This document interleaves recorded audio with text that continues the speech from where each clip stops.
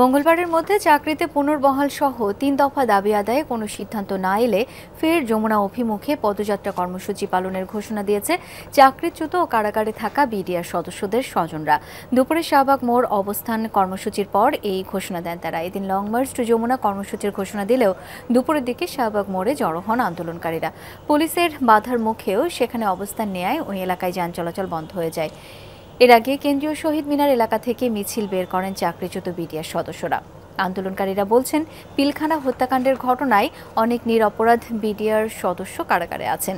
পাশাপাশি অনেককেই বিনা কারণে করা হয়েছে চাকরিচ্যুত। পিলখানা হত্যাকাণ্ডের ঘটনায় গঠিত তদন্ত কমিশনকে স্বাধীনভাবে কাজ করতে দেওয়ার দাবিও জানান তারা।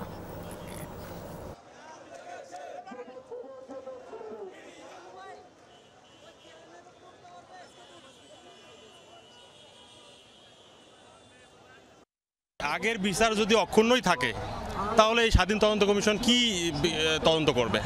আমরা যদি কোনো প্রকারের কোনো অপরাধ করে থাকি, আপনি যে স্বাধীন তদন্ত কমিশন গঠন করেছেন তাকে দুয়ের ধারা দিয়ে তাদের হাতকে বেঁধে দিয়েছেন। বন্দী আছে, নির্দোষ, তাদেরকে মুক্তি দিতে হবে।